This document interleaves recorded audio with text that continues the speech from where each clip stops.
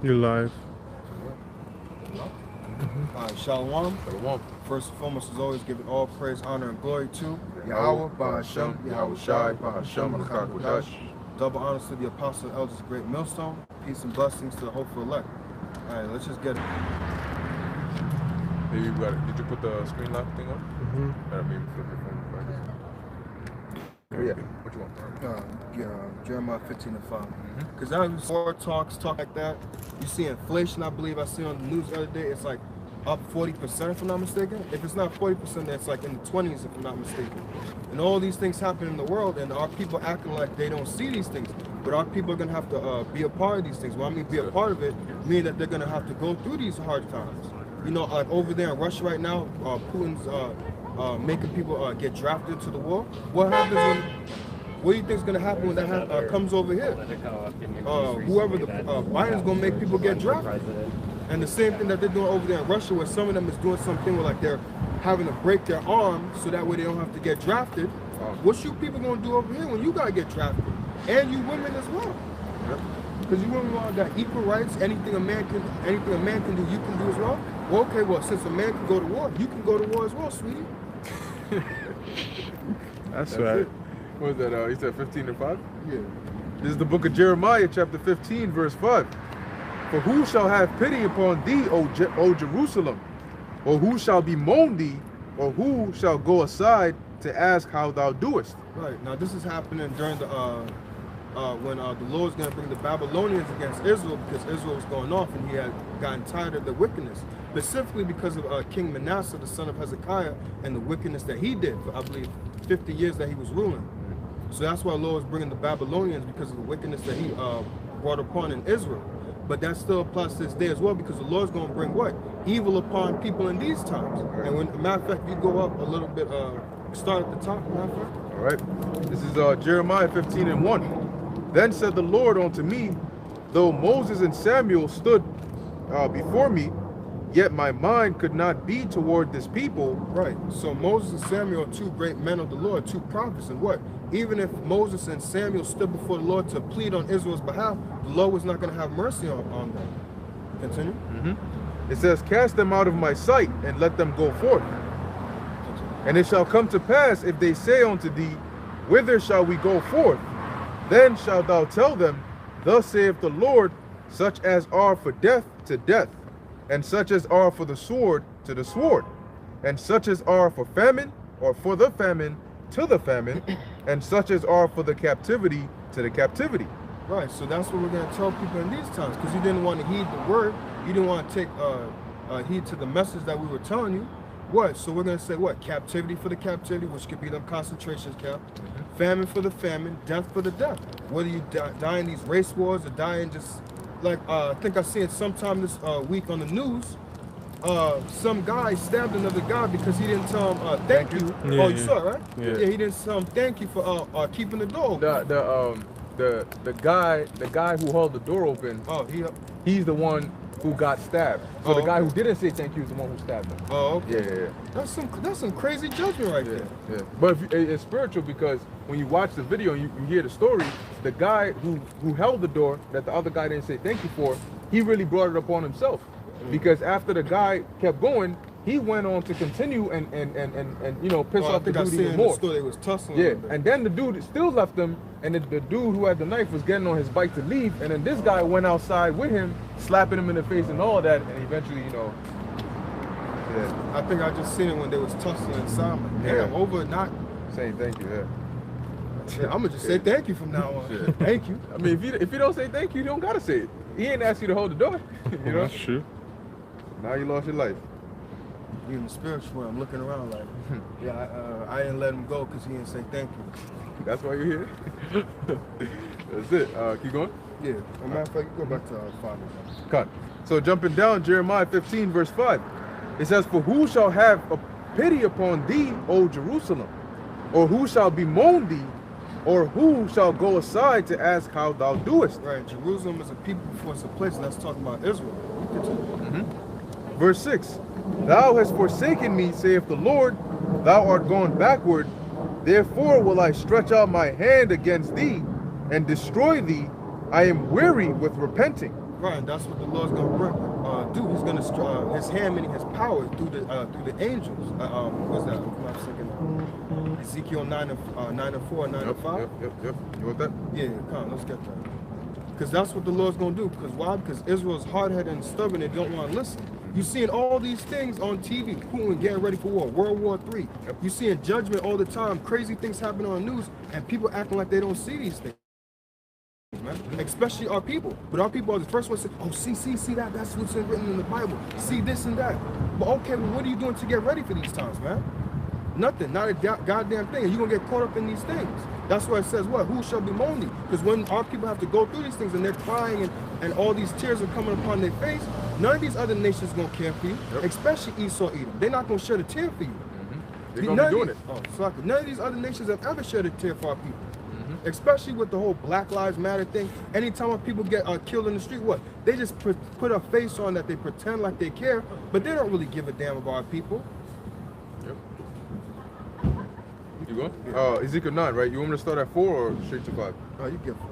All right. I believe it's 4 is the mark upon the foreheads. Yeah. This is the book of Ezekiel, chapter 9, verse 4. And the Lord said unto him, go through the midst of the city, through the midst of Jerusalem, and set a mark upon the foreheads of the men that sigh and that cry, for all the abominations that be done in the midst thereof. Right, and that mark in the Hebrew is the wa, which means exempt from judgment. So the men that are sighing and crying for the abomination that's done in this land, the Lord's willing we be a part of that, be a part of the elect, that part of that number, we're going to be exempt from judgment. That's a spiritual mark. And the sign for the abominations that are done in this place, because now they're just pushing the whole, I'm gonna just say it this way: the DRAG thing, all over the place. Now I'm seeing on the TV, I'm seeing on YouTube now. Before it was just, I could avoid it by not watching. I don't watch TV, but I could avoid it by not watching TV. But now it's on YouTube, and I watch YouTube, so it's like now I can't avoid this stuff. I'm seeing it in the train station where I'm going. I'm seeing all this lewd behavior. And here it is, a big brolic man who's 250 pounds, but he's dressed like a woman. What the hell is that, man? And you're supposed to just sit there and act like it's a normal thing. That's not a normal thing. That's you're messed up in the mind, man. But we know that that's spiritually, that's a demon plaguing people's mind to make them think like that. What makes you think that you're supposed to be a woman, man? What kind of nonsense? And then you're just supposed to sit there and be like, oh, okay, fine, this is cool. That's not cool, man. That's not how the Most High designed man to live, especially the Israelite man, but any man in general.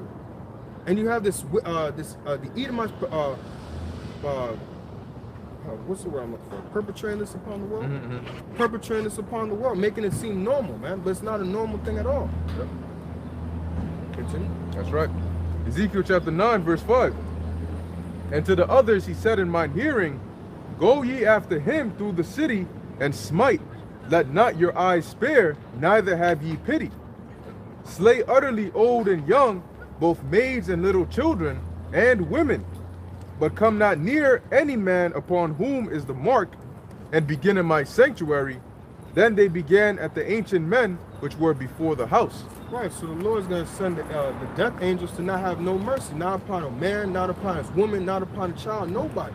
And when these things happen upon people, upon the Israelites, you so-called blacks, Latinos, and Native American Indians, and those of you that may not look like it, but you're scattered through the four corners of the earth, who's gonna bemoan you for these things? Who's gonna care and sit there and look upon you and have any pity upon you, any mercy upon you? As a matter of fact, when you go through Who shall pity a child? No, not that. It's in First Ezra. Let's see that.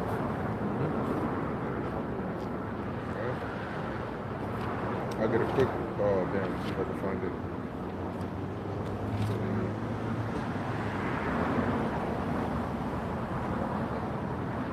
All right, quick precept while you get that.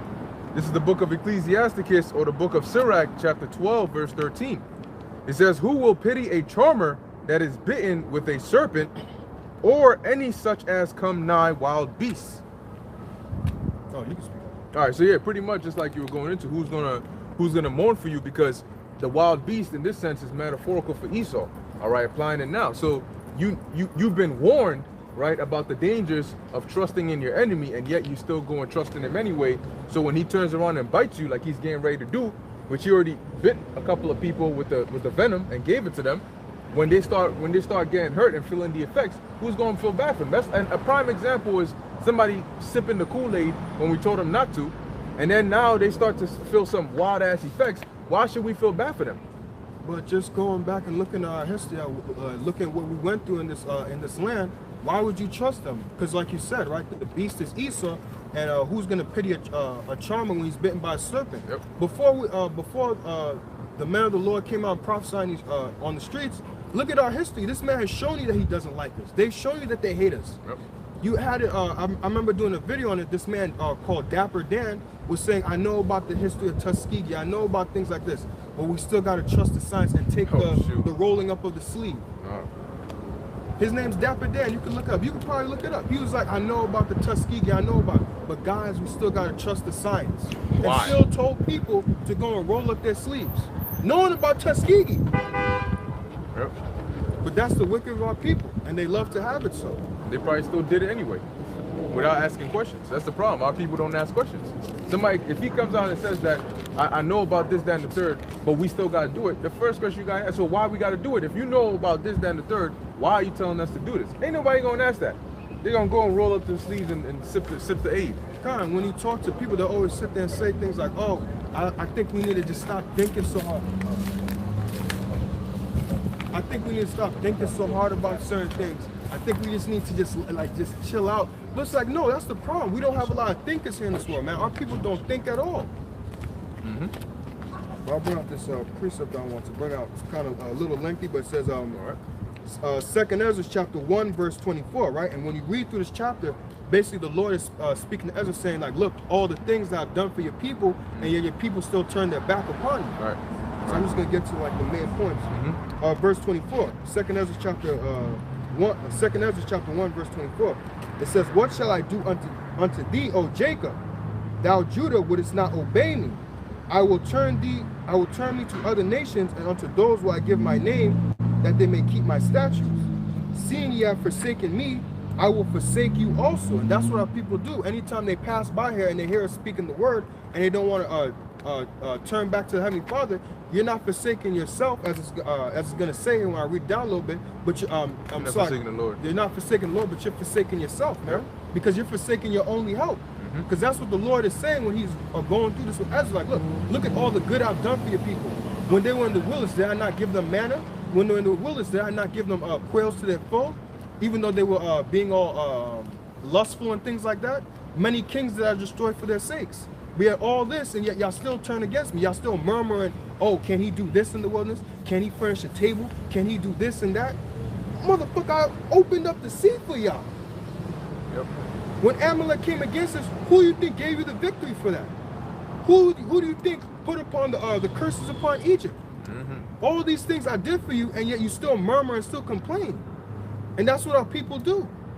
But when they were in Egypt, they were complaining, "Oh, we want to leave, we want to get out of here." But now when it's time to get out, or when it's time to go to the promised land for the Lord to complete his oath that he said he would do, now it would have been better if he was back in Egypt. We missed the garlic and the lemons and the leeks and all this. But when he was in Egypt, he was complaining. Yeah, which in that verse, when the Lord said he's going to turn to another people, he's still talking about Israelites. But a major fulfillment of that was in the New Testament, around when the Apostle Paul, and the rest of the apostles were, teaching the Israelite foreigners, the quote-unquote Gentiles, to bring them in. Because you have people hear that and say, "Oh, see, the Lord said he's going to another nation." What was that?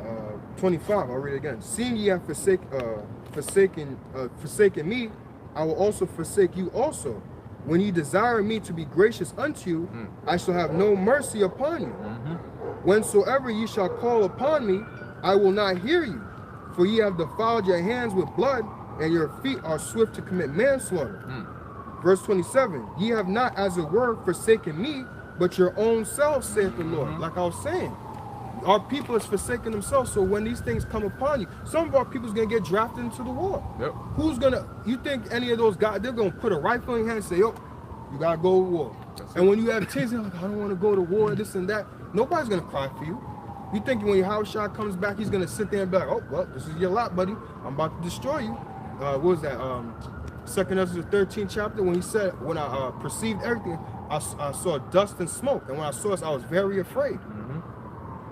But our people think it's a joke seeing World War III happen, inflation, and the thing about it is, when you talk to our people, if you just listen to them talk, they know certain things. Don't think that Israel's stupid and they just don't know anything at all. They know exactly to some degree what's going on. They just, whatever reason, they think it's just gonna be fine. It's just gonna pass over. Oh, the day that that day that you guys are talking about, oh, it's far from me. This will just subside. This will just be, you know, this will just pass. But no, the same day that you were talking about that's not gonna touch you is a day that's fastly approaching. It's like them. You always make that example with them, like horror movies. The killer is chasing the person and they're just speeding, running away, but then he somehow always finds them. That's the judgment that's coming. These are the last days that's coming upon us, that you're trying to run away from, saying, oh, we're going to get away from it. It's not going to touch us. But yeah, what? It's coming up closer and closer. No matter how far you try to run, no matter how much you try not to pay attention, it's going to come and touch you, man. That's it. Now, you mentioned about their husbands dying and getting drafted into the war. This is the book of 2nd Ezra, which is also part of prophecy.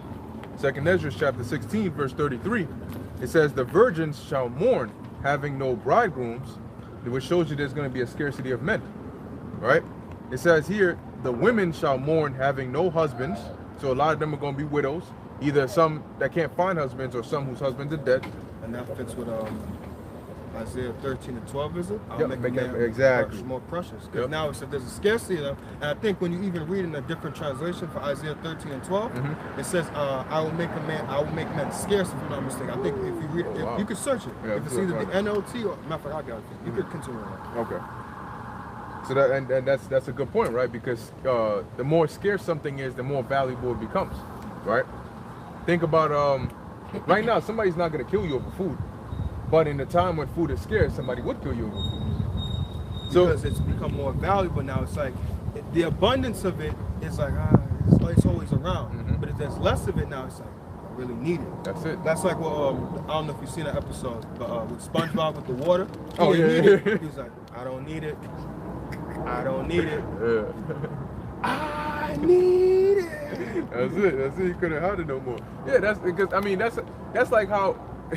That's how ugly chicks become beautiful, right? When there's a scarcity of women, you know, people start to see things differently, you know? You ain't too ugly to get raped. Yeah, that's the boondocks. That's it. Yeah, that's what they do to these people in jail. So it says here, the virgins shall mourn, having no bridegrooms. The women shall mourn, having no husbands. Their daughters shall mourn, having no helpers. In the wars shall their bridegrooms be destroyed, and their husbands shall perish of famine. So why are they not going to have bridegrooms and husbands? Because the wars are going to be taking place and they're going to be drafting them, and then they're going to be put to death. So a lot of women are going to be out here not having a defense, because Isaiah 32 and 2 tells you a man shall be as a hiding place from the covert, you know, and so on and so forth. So when all this destruction is going on out here, they're not going to have people to turn to. That's why with the scarcity of men, Isaiah 4 and 1 is going to take place. Because a woman ain't gonna say, oh, you got 3 women with you already, I'm gonna go find me another man. There ain't gonna be no other man to find. So you go, you'd be lucky to find one. Exactly. Yep. Matter of fact, I got it. Now it says a little differently. It doesn't say man, but it says the NLT for Isaiah 13 and 12, it says, I will make people scarcer than gold, more rare than the fine gold of Ophir. Which is really talking about the men. Yep. Damn, there was a precept that, there it is. I'm gonna jump up real quick. It says 2nd Ezra 16 and 26, the grapes shall ripen and who shall tread them? For all places shall be desolate of men, so that one man shall desire to see another and to hear his voice. For of a city there shall be 10 left, and 2 of the field which shall hide themselves in the thick groves and in the clefts of the rocks. Now remember what the scripture said about men. It said what in Genesis, that it's not the Lord made a help me for Adam, but it's not good for man to be alone. Now it's not saying that man can't be alone, but it's not good for a man to be alone. Right. So how much more for you women, that you women, if you talk to some chicks, they'll be like, I can't stand being alone. I feel unsafe. I feel uneasy. I need someone here with me. Some chicks will stay at home with their friends and things like that because they don't like living by themselves. Matter of fact, I remember reading up an article not too long ago.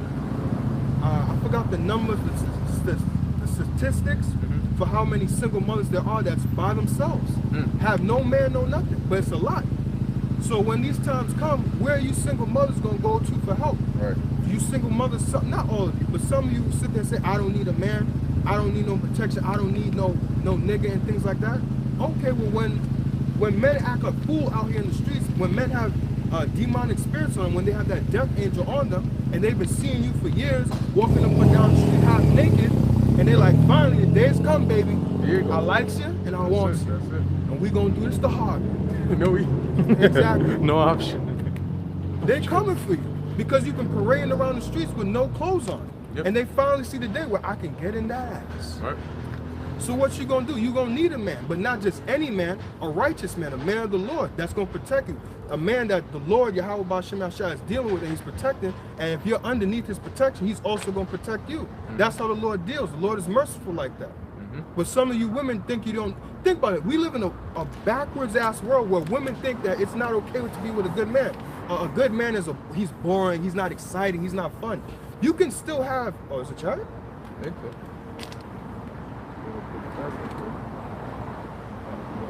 Too high. Yeah, I think that was there. Marketing. But yeah, we live in a backwards world where women don't like a good man. What kind of world is that? A good man will keep you safe. He will provide for you. You can have all the stuff that you want with one of these guys that you see on the TV or whatever, like your Chris Browns or whoever. But what? You'll just be more, I don't want to say more secure, but what? You'll have a more trustworthy man. Because what? You know that even though a man can deal with as many women that he wants, but what? The normal average man, he's not really looking out there to have so many women. If you try to get one of these high value men, they're looking to mess with as many women as they want. That's how they say it? No, because the world they're considered high value, but they're really the real high value. Oh, Salaki. But that's how they deem it though in this world. They look at those men as high value men. Yep. So you think that these high value men are gonna care about your feelings or anything like that? They're gonna do whatever the hell they want to do. That's right. But you know, like I don't want to go on a rant, but that's the backwardness of this world. Yep. Oh, there's an anime that I was watching. I never finished it. I don't remember, but it was I think it was called B Tomb or like something like that. It was dealing with like this video game that the main character used to play this video game where you would use like bombs. You set bombs, use it to like, you know, kill people and stuff like that. And he was really good at it. So I think one day he ended up on some like what's the name of that TV show, Squid Games, where they basically like knock your ass out randomly and then you wake up on some island somewhere. And they were doing like a real life version of the game he was playing. So he actually had to do that. Yeah, people were dying and shit, you know. But the point is that there was a girl in there. And you know, like in the game, you know, you see dudes, they try to go after them and all that. There was this fat dude. And he basically played the role of like being a nerdy, kind, sweet, fat guy, right? So he did that, and she trusted him. So they got to the point where he managed to deceive her to separate from the rest of the group. And then when he got her alone, then his fat ass jumped on her like drooling and shit, all tears and all that shit on her, like, yeah, I'm about to have you now. And that's when that realization hit her, like, yo, she can't trust any dude out here. So when she met the main character, she was shook up because any dude she met, she had the mentality that this person ain't gonna want nothing but what he wants, you know? So what else does she have to bargain with? And going back to your point, that's what a lot of these women are gonna have to struggle with, which is meeting somebody that's not just gonna grab you up, do whatever. Yeah, no worries. You know, grab you up, do whatever, and then just throw you to the curb or kill you or whatever the case may be. So it's gonna be, that's why it says a man of the Lord is gonna be more precious, because these men are not gonna take you to protect you or provide for you. They're gonna take you to rape you and then kill you or throw you somewhere, right? So to find a man of the Lord that you can actually come under and be protected, that's gonna be like winning the lottery. That's why, you know, if you watch those MGTOW things, they say what? Men are the prize, not the women. Yep.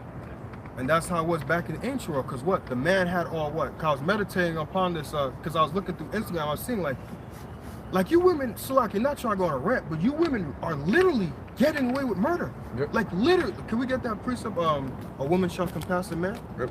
Because you women are literally getting away with murder. The way you're able to just parade yourself on social media and just have yourself like that, and then you get all these likes, all these views. just for having a nice body, having some tits, having some ass, and you could just become famous, OnlyFans and all that. I don't know if that's still up, but I think it's still Yeah, it is.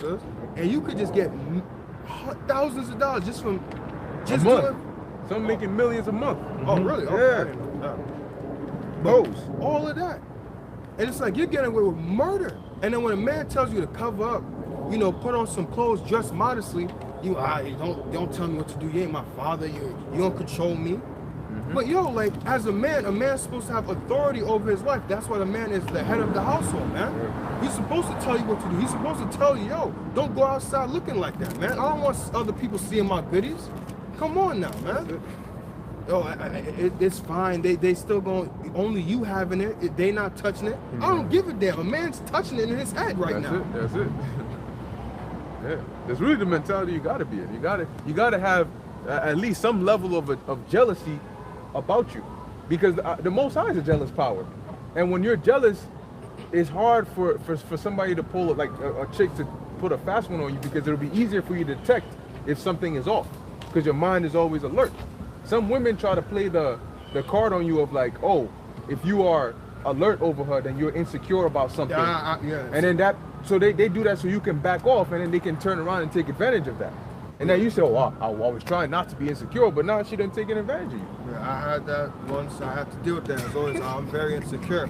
And you know, when you deal with the woman, right, and you don't talk to your brothers, no, this is way before I was in the truth. But when you don't talk to your boys and shit, right, and you just gotta deal with that, you like, am I crazy? Right. Like, how am I insecure? Like, I know I'm not bugging. You did some dirty shit. But then she's like, no, you're just being insecure. And it's like, no, I'm not crazy. I don't say shit. I'm quiet as hell. Right. So if I gotta say something, that means you did some shit. Yeah. This is the book of Jeremiah, chapter 31, verse 22. How long wilt thou go about, O thou backsliding daughter? For the Lord hath created a new thing in the earth. A woman shall compass a man. And I believe when you go into that word compass means to go around a man's authority. And this society has been structured for women to go around a man's authority and not listen to the man at all. And it began even further back with when they started the institution of taking the man out of the house, taking the head out of the household, and taking the authority out of the household. So now you're just left with the woman, and a woman is not a leader of the household. She's not head of the household at all. And a woman can't deal with especially if she has even if it's just 2 kids. I've seen women can't even deal with that, let alone 1. So all this craziness and all this madness, she got to deal with the screaming, the crying, and all that. That's why you hear a lot of women sit there and say things like, oh, when their kids get older, they say, oh, I gave them everything that they wanted. No, you gave them material things. But you, as a father gives them lessons. He teaches them how to conduct themselves and how to act. Matter of fact, when you go through the book of Timothy, 1 Timothy and 2 Timothy, that's what Apostle Paul was writing a letter to Timothy on how to conduct himself, first and foremost, as a man of the Lord, but also how to conduct and be the head of a church. So that's how he would know how to lead and guide other people.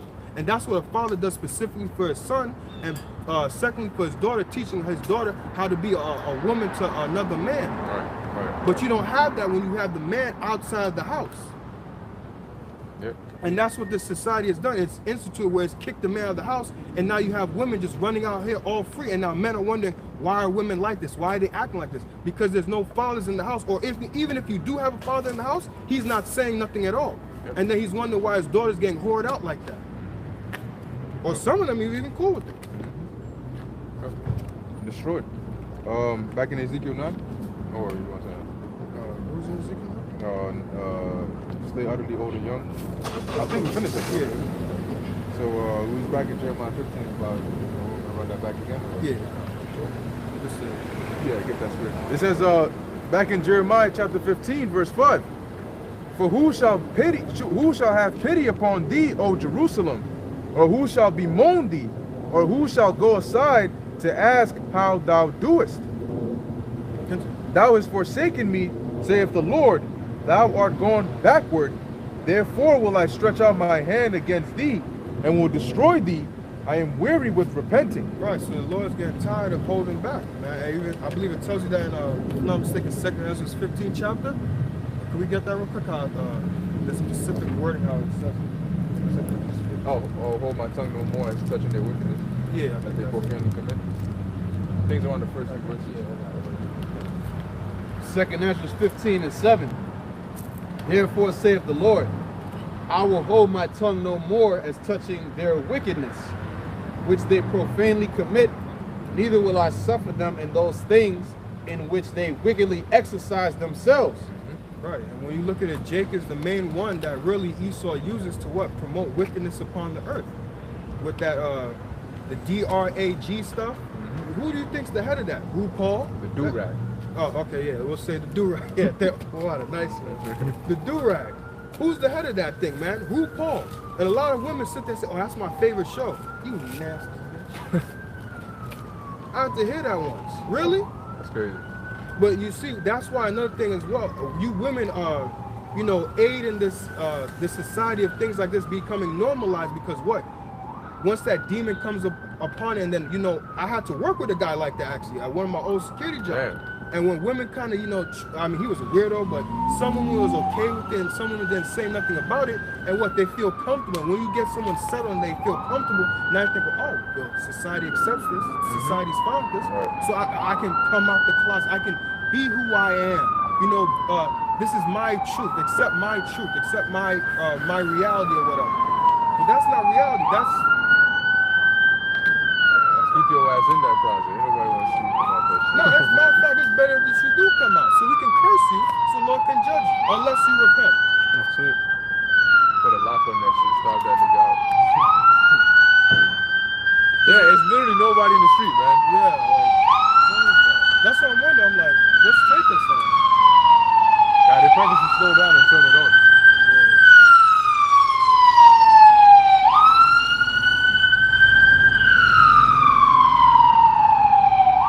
That's why I kept looking like, what's taking it so long? It's a passive emergency. Yeah, exactly. Reading on. 2nd Ezra 15:8. Behold, the innocent and righteous blood crieth unto me, and the souls of the just complain continually. That's the luck. That's what we're doing, man, because we're tired of this nonsense, man. We're even tired of our own people's stupidity, man. Continue. And therefore saith the Lord, I will surely avenge them, and receive unto me all the innocent blood from among them. Behold, my people is led as a flock to the slaughter. I will not suffer them now to dwell in the land of Egypt. That Egypt is not ancient Egypt. That's Egypt is talking about America. So how's the Lord not going to suffer us anymore to be here? He's going to deliver his elect, which is the 144 and the 1/3, and he's going to destroy 2/3, man. 2/3 shall cut off and die in the land. That land is talking about America. That's how he's not going to suffer anymore, because the elect is crying. The elect is being that faithful woman that's crying in the ears of the Lord, like that unjust judge that Yahushua spoke about, that wearied him. So the Lord's like, I got to deliver y'all because y'all keep asking for it. He's going to deliver his elect. And then what? He's going to kill off the 2/3. He's tired of seeing y'all stupidity, man. But I will bring them with a mighty hand and a stretched out arm, Which is Yahushua, man. and smite Egypt with plagues as before. And that's what's happening now. A lot of these diseases is coming out. A lot of these STD diseases is coming out. What is it? You had the I can't come up with good names, but the that thing came out. The MB? No. Yeah. Then you had, I believe there was another one that came out. Was it syphilis or something like that? Pertaining to, I don't know. Some. like, recently? It was it polio bounced back. Oh, okay. Oh, yeah, It was that polio? Oh, I thought it was It's a gonorrhea bunch or of something. That Yeah, came there's out. a lot. Well, you gotta watch out too, because, you know, I mean, I'll probably say it now, but they might come back in the future and take this video down, but that's all right. We was watching that earlier today, the Marburg. Yeah, the Mourn. Yeah, so they might keep your ears open for that, because that might escalate into something bigger. Right. Yeah, just finishing out the verse. And smite Egypt with plagues as before, and will destroy all the land thereof. Yeah, that's gonna be some horrific stuff, man. Because like when we were listening, they were talking about like basically like hemorrhaging, like bleeding out your eyes, out your nose, that kind of stuff. So, I mean, the scriptures do talk about a time like never before. And if that is the route as a result of the Kool-Aid, people are about to be in for some shit. And then the new Kool-Aid for that is going to be even worse. So, I mean, people are going to find out. You got to understand, there's a reason why does it make sense that they went so hard to get everybody to sip of this Kool-Aid and sip some round 2s and round 3s, and then now you're saying, all right, now that's it, no more, we don't need no more, you don't need to drink, now it's optional to drink. It doesn't make sense. They had a certain target that they hit, and if you notice, once they hit that target, the lockdowns were over, they started opening things back up. They kept saying we got to hit the black and brown communities The most, because there's something that the Kool-Aid puts inside of you that is for a later. It's like a sleeping, yeah, sleeping cell. The what? Sleeping cell. Like a sleeper cell. And they're gonna use. It doesn't make sense that Esau is gonna go so hard for you to drink Kool-Aid that did nothing to you. It didn't protect you from the Vicky, and it didn't make you drop dead right then and there. Some people had some adverse reactions, but now why go so hard for something and we haven't seen any actual major effects of it? Esau does not do that. He always has a reason. There is a reason why there's Kool-Aid inside of people right now, and maybe we're about to start seeing them bleed out Kool-Aid from their eyes and shit. Well, you're gonna see. I believe that there's some trigger that they're gonna push, and we're gonna see why they push so hard for that. Got a precept. 2 Corinthians 2:11. Lest Satan should get an advantage of us, but we are not ignorant of his devices. That's right. Because that's a good point that you made. Because what was the whole point for almost 2 years pushing that, and just drop and say, oh, sorry. And even Biden said what? Yeah, the pandemic's over. You know, people ain't really wearing masks. Man, for 2 years, people ain't really wearing masks. Yeah. I mean, when it first came out, yeah, people was going hard for it. But then after a while, people got tired of the masks. So what you mean people ain't really wearing it? People ain't been wearing it for like 2 years. Like the range person, like you don't even know what's going on in your country. Yeah. And also it makes sense, right? Like these devils, when you read in the book Behold a Pale Horse, they tell you that the plan was to introduce the actual pathogen by way of a Kool-Aid. So the first step was propaganda to get you to drink the Kool-Aid, and the Kool-Aid is what's actually going to have the problem, that because the big boogeyman doesn't come out of nowhere. You got to start getting the boogeyman into people, and you do that by making them drink the Kool-Aid. So use propaganda to get them to drink it, and then when they drink it, that's when the actual thing is in there. Now, it is possible that these officials, Kamala Harris, Biden, Fauci, all of them, they didn't really take it. There's things called placebos. You know what I mean? Those syringes. Yeah, the fake syringes. Yeah. So people, oh, well, I saw it on TV, so that got to be the end of it. You saw something inside of something that was being put inside them. You don't know. There's no way for you to verify that whatever they put inside them was what you think it was. The only thing you can go off is what they told you. Could have been a saline solution. Yeah, yeah. But people believe, oh no, well, I saw Biden take it, so I could take it too. Yeah. We'll come back here. All right, let's get our Revelation 6 and 7. A second. Revelation? Yeah, 6 and 7. Because with that thing I saw in the news, I'm not slacking for my mistake with the numbers, but I know it's either up 40% or if it was either 20 or like up 40% with the inflation numbers. If I'm not mistaken. I might be getting that incorrect. But I know they said that inflation was going up when I was looking at the news this week.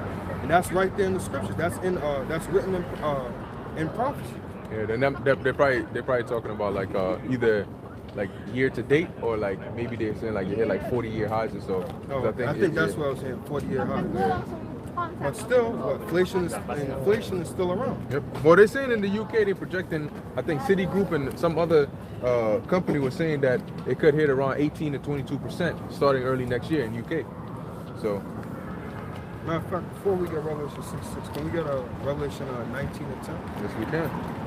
Because you see, everything that we're bringing out, we're bringing out prophecies, and we're making the end manifest to you. We're letting you know what's going to happen in these times. Because we're not just a prophet unto our own people, we're a prophet unto the nations. Because we had some of our people pass by, we had other nations pass by. So we're not just a prophet unto our people, but we're a prophet to all nations. We're telling every nation, especially our own nation, the end. What's going to happen? What's going to happen these last days? The dark time that's going to happen, and nobody wants to hear about it. This is prophesying. This is, like it says, prophecy means to say before. We're telling you the evil that's going to happen before it happens. And you're actually living in these times. You're seeing it right now. You're seeing World War III unfold right before your eyes with Putin talking about nuclear war. And people are just walking around like everything's fine. At any point, you know the Lord could put in this man and say, you know what? Just shoot something somewhere in Ukraine. Just press the button. And then what? That starts a whole domino effect of things that will happen that will eventually lead America and Russia to eventually go at it. And you actually, history shows you that the Lord wanted that to happen because what? If I'm not mistaken, back in the 90s, you had what? The Cold War, where, if I'm not mistaken, America put missiles over there somewhere near Russia, and then Russia put somewhere in, what was it, in Cuba, if I'm not mistaken? I believe so. Cuba Missile Crisis. Yeah. Okay, the water. So that was to show you that what? The Lord was showing you even a long time ago that what? I'm going to have these two go at it. Yep. But that's why the Lord said it'll be as in the days of Noah. Because just like this, as Noah was warned them of a very serious threat, they acted as though nothing was going to happen until the very day that the flood came and swallowed them all. So that's why we see them just like this, you know. Right. They probably saw Noah building the ark, doing this thing like, what's wrong with this guy? What's he doing? Just like they see us prophesying and they think the same thing. No, I believe it. You could probably get that a little after. If I'm not mistaken, Wisdom of Solomon chapter 5. I believe it. Yeah. Then shall they. There shall be amazed at the strangeness of his salvation. I forgot how it goes. Let's get that on. Revelation 19 and 10. Yeah. This is the book of Revelation, chapter 19, verse 10. It says, and I fell at his feet to worship him. Talking about John the Revelator. And he said unto me, see thou do it not. I am thy fellow servant and of thy brethren that have the testimony of Yahushua. Worship God, for the testimony of Yahushua is the spirit of prophecy. Right, and you got to prophesy, man. Paul even spoke about despise not prophesying, roughly paraphrasing. Yep. But what these these pastors in the church, they don't prophesy to you. They don't tell you the end. I'm gonna just say it verbatim. What he said, the spirit of prophecy. Matter of fact, bring that back up. It says for the testimony of Yahushua. Right, so I'm gonna just say it verbatim. Lord forgive me. But for the spirit of what? Of Jesus Christ is a spirit of prophecy. But are they telling you about prophecy that the Lord brought out? The Lord in Matthew 24, Mark 13, Luke 21, that prophesies of what? When he was going to come back and the things that would happen before he comes back. Why aren't they telling you about that in these churches, man? Because they don't have the spirit of the Lord on them. And they know if they tell you the truth, right? Or if they tell you and you question them and ask them, what's this mean? What about this? What does this mean in the scriptures? What? They're going to see when they tell you, oh, I don't know, they know that they're going to lose the people. Because really it's not about the people. It's really about the money. Or really they look at the people as money. Because they know if they lose their congregation, they're going to lose money, they're going to lose their fame, and they're going to lose everything. That's why they don't tell the people the truth. So they don't really have the spirit of the Lord in them, because otherwise they would be prophesying. What they would be prophesying? Of the end, of the downfall of this kingdom. But they know the downfall of this kingdom is really the downfall of them, and they don't want it to end. That's why they don't speak about these things. Sure. I can make a quick point, because that's actually a very selfish mentality. Because they want it to not happen in their lifetime, so they don't have to deal with the travail. But consider how much suffering our people are going through every single day that this kingdom goes on. So for you to want it to be delayed, that's like you only about you.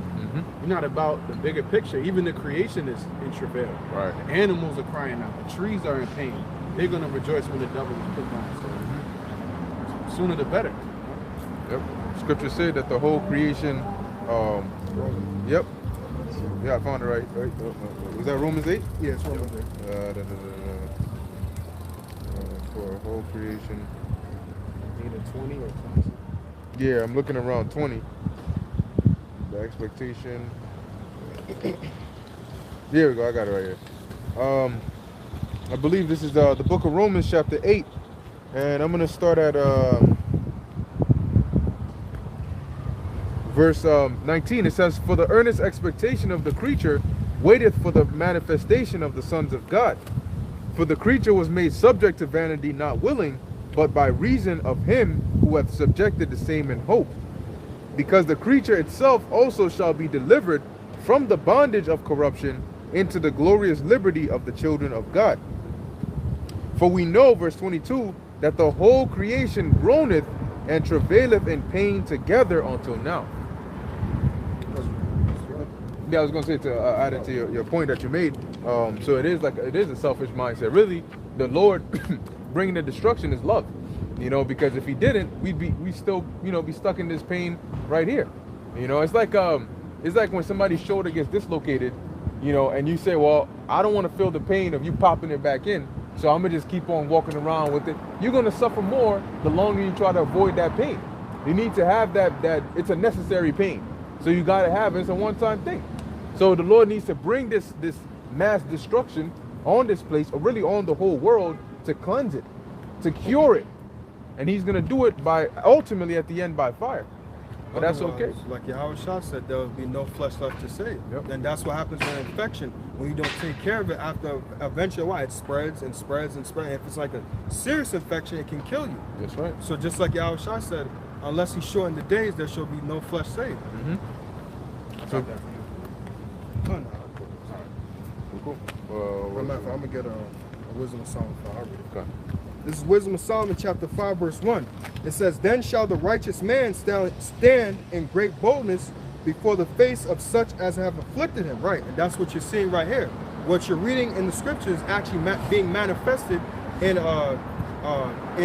real time right now. What you're seeing right now off of the camera. The righteous man is standing in great boldness against them that have afflicted him. And these elites see the videos, they hear what we're saying, man. Because like it says in Isaiah 13, shake the hand that may go into the gates of the noble. Right. And when you go into that shaking hand, means like it's telling a person about themselves. Like, you know, if your parents ever go like this to you, like, boy, you better stop doing what you're doing. Right. It's like a rebuking.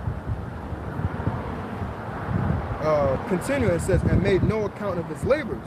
And I was actually going through it with this brother one time. We talked after we did a video. I was watching a highlight of a running back, right? Mm-hmm. And they showed like a football stadium. And when you look at that football stadium, those football stadiums, all these big buildings that you've seen, are made off of our labor. Now, Israelites didn't make football stadiums, but because of our hard work and our labor that we did to build up this place, now this person is able to capitalize off of making big ass stadiums to where he can capitalize off of people running around with a football. Now, don't get it twisted, I like football, but now he's made big ass stadiums to where he can make even more money now. And it's like, this is how they've made no account of our labors, man. We don't get a piece of nothing. Like, yo, our backs, our ancestors built this place up for you, and now we don't get a piece of nothing. Now, we don't want what you can give us. We want what the Lord's gonna give us. Because what the Lord's gonna give us is eternal, it's forever, and it's much more better than you. But it's still like, you never even thought to give us anything at all. It's like, damn, but you speak about how you're so righteous, how you care about us so much, but you can't even do right to our ancestors or the generation that came from our ancestors and give us something. Not saying that we want something, but you claim to be a righteous person. Do something right, but it's not in them. Like it says, the spirit that's in him is not upright. There's also in here, it says billionaire investor Carl Icahn warns the worst is yet to come for investors and compares U.S. inflation to the fall of the Roman Empire. Oh shit. See the similarities, right? It says inflation. We're gonna get that as well, but I'm gonna read this real quick. This is Wisdom of Solomon chapter 5, continuing, verse 2. When they see it, they shall be troubled with terrible fear, and shall be amazed at the strangeness of his salvation. Talking about the chariots. It says, behold, he comes with clouds, and all eyes shall see him. Talking about Yahushua when he brings back the armies of heaven. The angels are going to be in those chariots. It says, so far beyond all that they look for, because nobody's expecting to see what you would call an alien invasion with all these spaceships in the sky. Because to people, they think that's foolishness, or they're going to think that, oh, it's an actual alien invasion and we're going to get abducted. But no, the people who are going to get abducted is the elect of the nation of Israel, so to speak. Right. So to speak, with the abduction. It says, verse 3, and they repenting and groaning for anguish of spirit shall say within themselves, this was he whom we had sometimes in derision and a proverb of reproach looking at us. Because that's what you see right now when people pass by. They're like, oh, these guys on the corners, you know, these guys always talking about the end of this and people gonna die in death. You guys ain't doing nothing with your lives. You're always doing this all the time on the corners. They look at us, they look down upon us, right? It says, verse 4, when they see that the elect get delivered, it says, verse 4, we fools account his life madness, and his end to be without honor. So they think that we're just wasting our time out here, that we're a bunch of nobodies. Verse 5, how is he numbered among the children of the Heavenly Father, and his lot among the saints? Verse 6, therefore have we erred from the way of truth, and the light of righteousness had not shined unto us, and the Son of righteousness rose not upon us. So when they see that the elect get delivered and get saved from all this destruction, and with the final salvation was getting beat up in those clouds, they're gonna be like, we did all this craziness in life, we did spend all this money, we went here, we went there, especially the most wicked of the elites and all that. Well, I would say the most wicked of the elites, but like I would say like maybe those who are under the elites that are damn, I'm trying to find the word to explain that. Lesser luminaries? Yeah, lesser luminaries that spent their lives and did all that craziness. The water. They're gonna be like, I did all that wickedness for nothing, just to just get shackled up in chains or get destroyed. And it's like, yeah, that's why it says we fools account. Matter of fact, can you read it again? Yeah, it says we fools account his life madness and to be without honor. But it says in verse 5 again, how is he numbered amongst the children of God? Because they're gonna see the salvation, they're gonna see the elect being delivered. They're gonna be like, I wasted my entire life doing nothing. I did all this wickedness for not to prosper. And also you're gonna have Jake in that state of mind as well. You know, because you got some of these elites that know who we are, but you also got these Israelites out here that are spending their lives in wickedness, you know, not regarding us and what we're doing. And when the time comes, ultimately they're gonna realize that they had the opportunity to cash in a great reward to invest, but they decided not to. They decided to invest in wickedness, and the Lord said, you're gonna reap what you sow. And if you sowed to the flesh, you're gonna reap of the flesh corruption. So that's what's coming. They're gonna reap corruption because they didn't sow into the spirit. Right, because what is the flesh? The flesh eventually dies. But what? If you sow to the spirit is everlasting. The spirit doesn't die. That's right. So, Revelation 6 now? Is there anything in the article? No, it was just a screenshot of the headline. Revelation 6 and verse 6.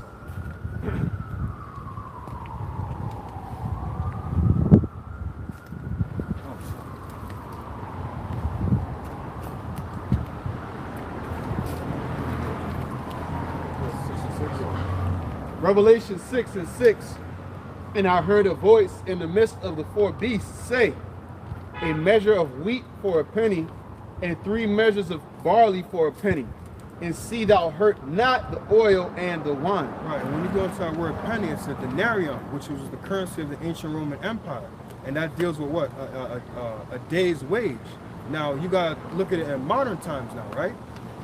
You get paid either weekly or bi-weekly, right? Now, a day's wage in the ancient, matter of fact, from when you get that in the,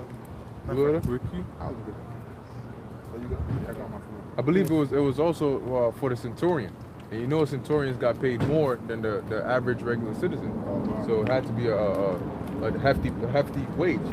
Because in the ancient world, you got paid, you know, by your day's wages, you know, and it's actually in the law that you're not supposed to you're supposed to pay people daily before the sun goes down.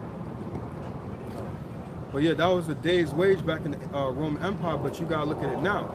Now, you may get paid an average, like let's say about 300 or like let's say around 400, you know, whatever your check may be.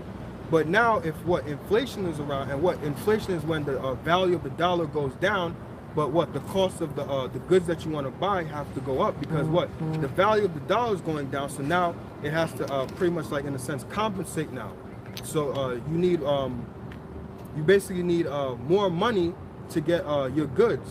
You're still gonna get the same amount of goods. Or let's say you buy like 5 or 6 apples, and usually it costs like $4 before inflation.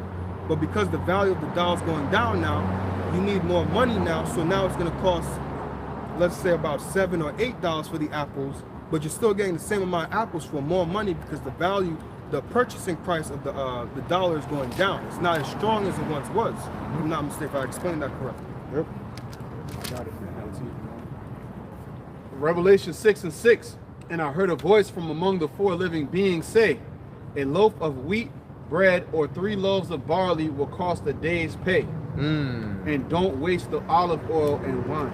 Ooh, What are our translation? NLT, that's it. Read that one more time, bro. And I heard a voice from among the four living beings say, a loaf of wheat bread or 3 loaves of barley will cost a day's pay.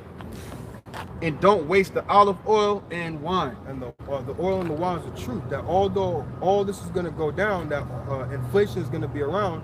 Oh, sorry. No, it's good.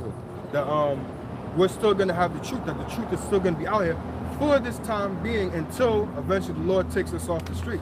Matter of fact, I think it was NIV that said something a little bit, get a little bit more pinpoint on this.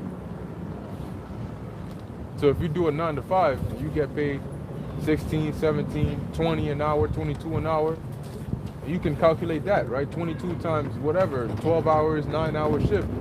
Imagine going to the store and having to pay that. You do a whole 9 to 5 to go get three measures of barley and wheat for a whole day. But then you also have to put in what? That you have to pay rent. You have to pay your electric bill, all these other things. You have to probably buy clothes for yourself. If you have kids, that's even more expenses now. So you're not going to really have any money. And that inflation is not isolated to just food, because if inflation is causing food to be that much, then you can imagine everything else. And when the energy prices go up, they don't go up for just you, they go up for the manufacturers that make the food. So now the food that's already inflated is going to become more scarce, which takes the price up even higher. So people are going to give up on affording, and they're just going to start taking. Worst case scenario is coming. Yep, we don't know the rights to this music. Right. You want it in NIV too? I think it was the NIV that says something. Revelation 6:6 in the NIV. Then I heard what sounded like a voice among the 4 living creatures saying, 2 pounds of wheat for a day's wages, and 6 pounds of barley for a day's wages. So you see how much stuff for a day's wage. He has to buy more things, and it's costing his day's wage. And that's what's going to happen in these times. People are going to spend pretty much their whole check to buy, or they're going to have to chase and say, you know what? Because I remember when I was younger, like about 100 or maybe like a little bit more than 100, and you could come with a whole, like let's say it's the size of the cart, with a whole bunch of stuff and go home good for like a month or more. But now, if them, let's say steak is like, I think on average, maybe, I could be wrong, maybe steak is like 20, maybe 30, but now steak is 50, you're gonna be like, I ain't gonna buy like the usual 4 packs of steak. I'm gonna have to cut that down. I think a woman was explaining on the news, she was saying how her kids, like, no, not her kids, but her nephews and nieces and nephews or whatever, she was watching them and she was like, how she has to cut down on certain things for their eating habits, because she was like, the kids was like, auntie or whatever, we missed lunch. She was like, yeah, we gotta miss lunch because I ain't got money like that. Well, not they ain't got money, it's just the cost of everything is going up. So she had to miss meals. You're gonna have to miss some meals now. People gonna have to fast. You ain't like to fast, you're gonna have to be forced to fast. We used to it. Deuteronomy 28 and 17, curse shall thy basket and thy store. So right, thy basket and thy store. And that's what we're dealing with right now, like you were just saying. People spending like $2-3 more than what they used to spend for milk, eggs, and all that. You only gonna get one instead of like getting 2 or 3. Yep.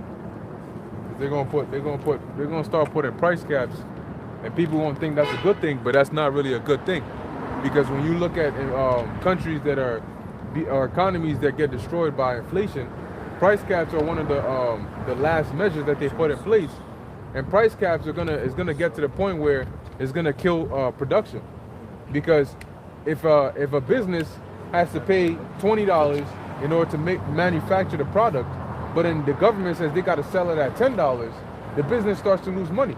And when they start losing money, they become insolvent, or they file for bankruptcy, or they close down.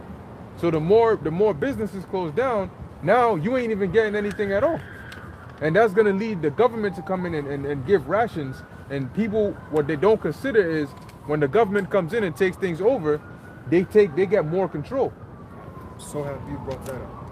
That's it. 49 and 15. 17. Oh no, 47 slot. 47 and 15.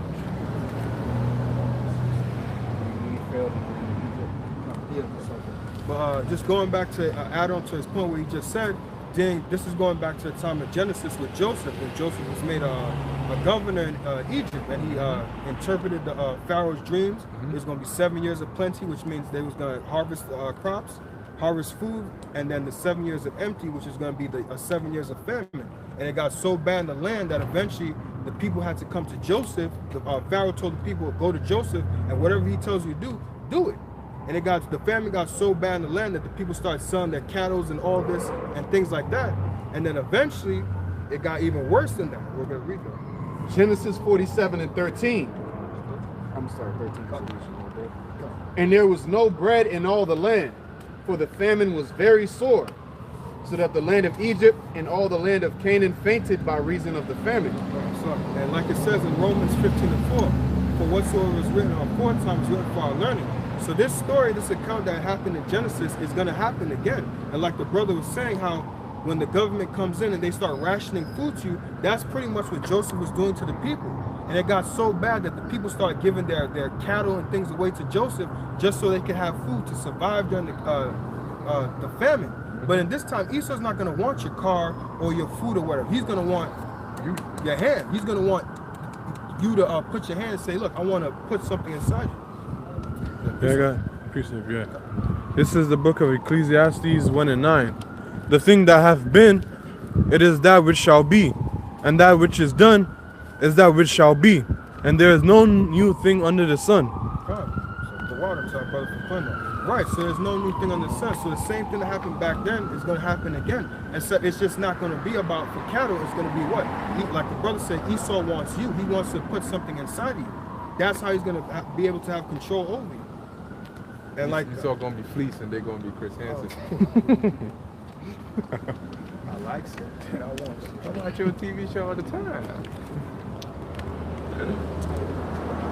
And Joseph gathered up all the money that was found in the land of Egypt and in the land of Canaan for the corn which they bought, and Joseph brought the money into Pharaoh's house. And when money failed in the land of Egypt and in the land of Canaan, right, money is failing right now. Eventually, soon, people aren't going to have no need for money, because eventually people going to be what? They're going to be like, my money can't, well, what happened? Money don't jiggle jiggle? But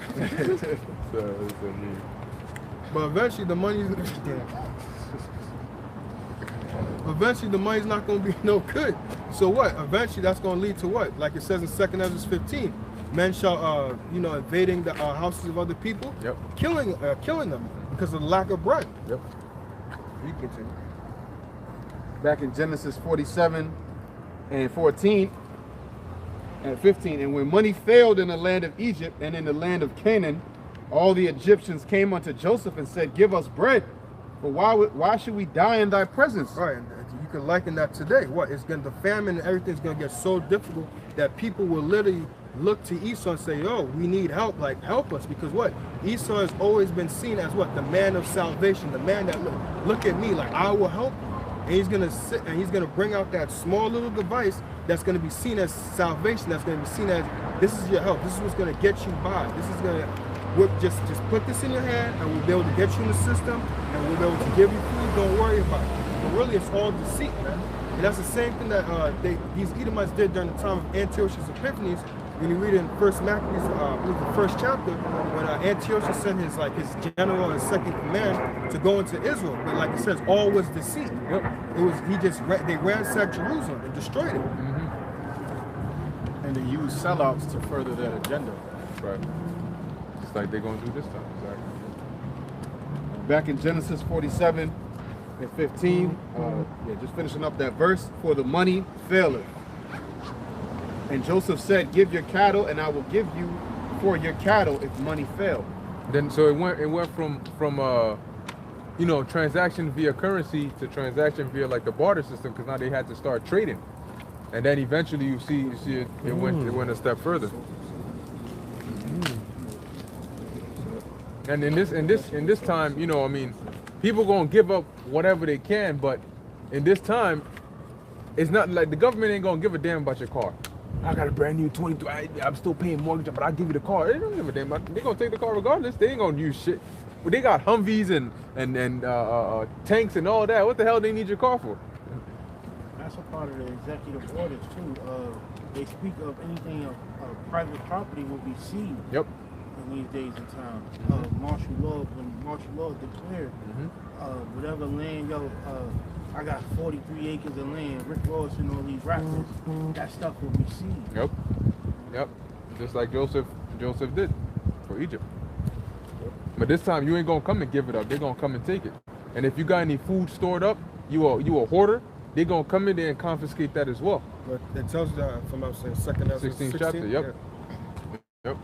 Yo, that looks like Stan Lee, man. I'm telling you, this guy. I think this definitely out here, man. Genesis 47 and 17, and they brought their cattle unto Joseph.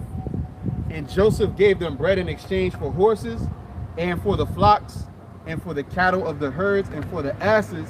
And he fed them with bread for all their cattle for that year. When that year was ended, they came unto him the second year, and said unto him, we will not hide it from my Lord. See, that's the thing about famine, right? You're always gonna be in debt to the lender, because they came, but they got enough for a year. But eventually, the year is gonna come up. Your food is gonna run out, and guess what? You're gonna need to go right back to Esau. That's what he's banking on, because you may say no today, but you might not say no next week, because guess what? Hunger is still hunger, whether it's today or 3 days from now. The thing is, the hunger gets worse as time goes on. So all he has to do is have the food, sit there and wait, because he knows you may say no today, but if you don't get another source of food, you're gonna say no next time and come back to him. So when their food ran out, they had to come back. But now they said, we don't got any more of this, or whatever you want, you know. Yeah, now it's on them. Now they control pretty much how the deal is gonna go. Exactly. It's gonna be on their terms. I'm gonna tell you like this here. Genesis 47 and 18, when that year was ended, they came unto him the second year, and said unto him, we will not hide it from my Lord, how that our money is spent. My Lord also hath our herds of cattle. There is not aught left in the sight of my Lord, but our bodies and our lands. Can see it. Wherefore shall we die before thine eyes, both we and our land? Buy us and our land for bread. Buy us. So they sold themselves. That's how bad it got, that after selling all their assets, the donkeys, the herds, cattle, whatever, they sold themselves. They sold themselves and their land. So what do you think in this time, like it says, a time like never before, what do you think people are going to do when that small little device is out?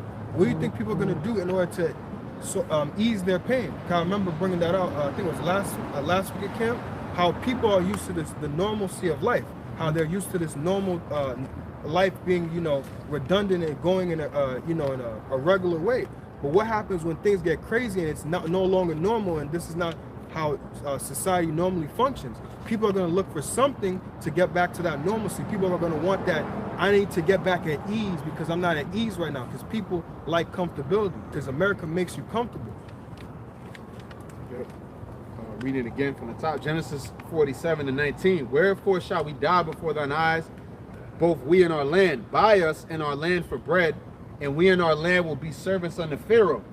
And give us seed, that we may live and not die, that the land be not desolate. And Joseph bought all the land of Egypt for Pharaoh, for the Egyptians sold every man his field, because the famine prevailed over them, so the land became Pharaoh's. So Pharaoh got all the land, and that's what the modern day Pharaoh today, he don't want the land, he want the people. That's what he want, and he gonna come for you. Well, really, you gonna go to him.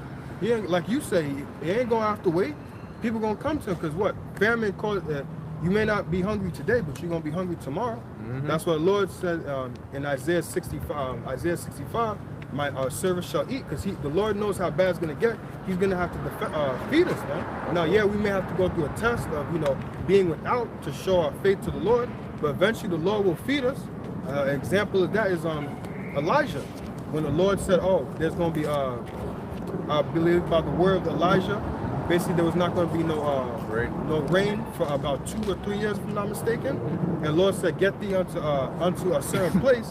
And he brought there was ravens that brought bread and flesh in the evening and morning for him. And he drank of the brook as well. And then when the brook and everything dried up, he said, "Go somewhere else." And then eventually, I believe, an angel brought cakes unto him. So we have these examples in the scriptures that the Lord will protect us and provide for us. We just need to show our faith in the Lord. The same way you would want your woman to have faith in you and believe in you, and like when you tell her son, she, you know, she takes everything you say, the same way. Yep. Well, with Elisha, he did pretty much what Yahushua did. You know, because there's an account in there that says that the men that were with him, they didn't have enough food to feed everybody, but he told them, you know what, just make it anyway. And just like Yahushua did by multiplying the food, he did that and fed I think over 100 men or so, and there was still some left over. They were all full. With the prophet Obadiah, if I'm not mistaken? No, this is with Elisha. There's a different account. See if I can find it. Yeah, but I know Obadiah, he gave water and stuff to the prophets when they were being persecuted. Oh, okay. Yeah. No, it's a different one. But yeah, so he basically did that. So that's clearly something that's been done. It was done then. Like you said, the angel, literally with Elijah, he was asleep. And when he woke up, the angel had brought food and a cruse of water next to him twice, and told him, and he went on the strength of that meal for 40 days.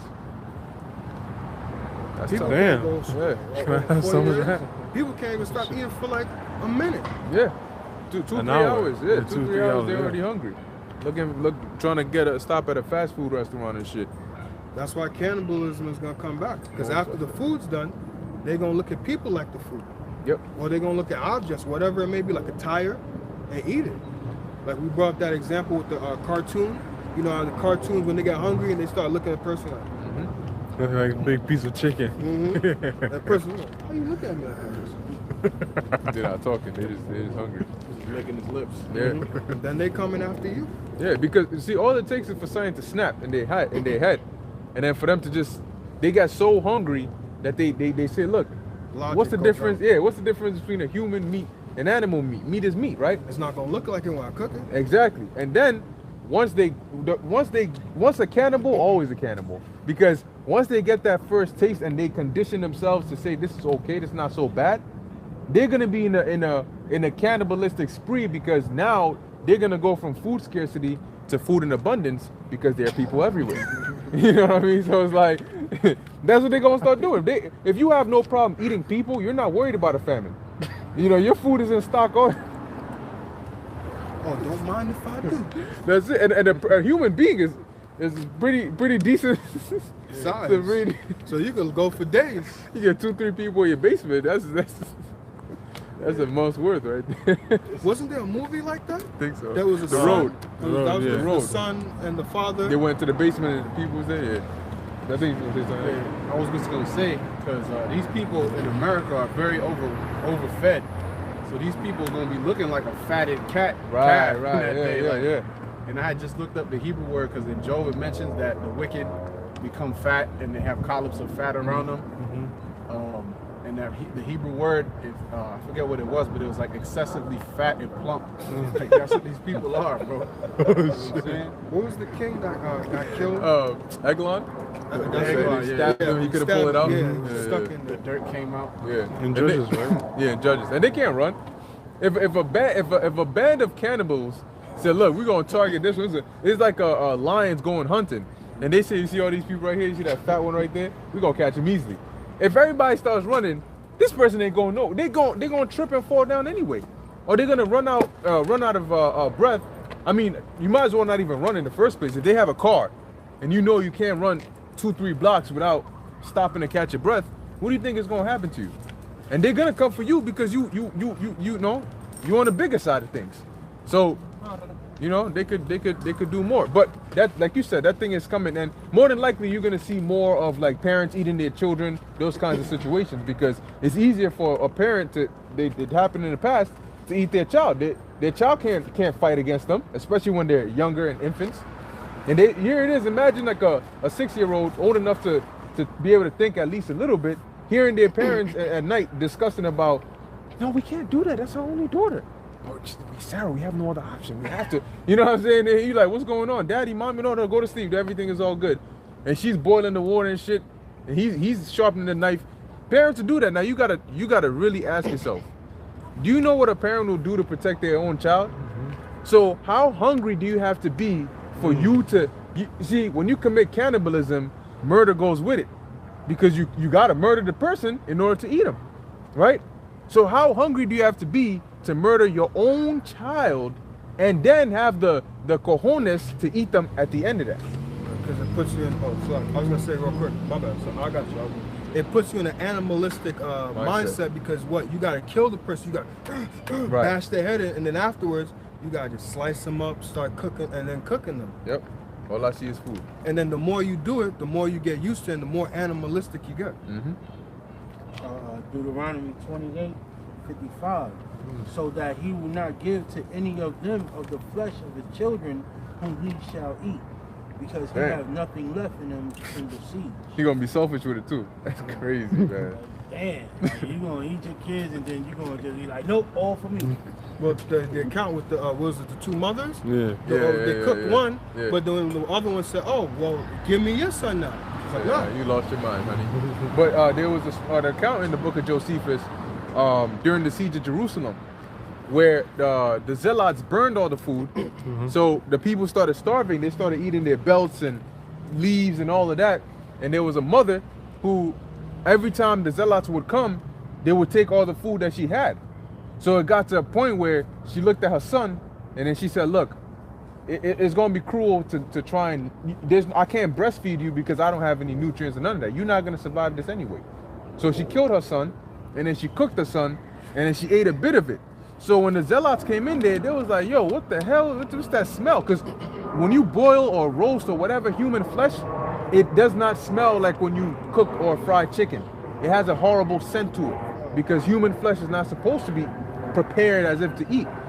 So when they came in there, they smelt that, and then they opened up what you got for us today, and then they try to find out. She basically told them, "Look, what's that smell?" They said, "That's my son." "Yeah, you want some food, right? Go ahead, come join me. Let's have some dinner."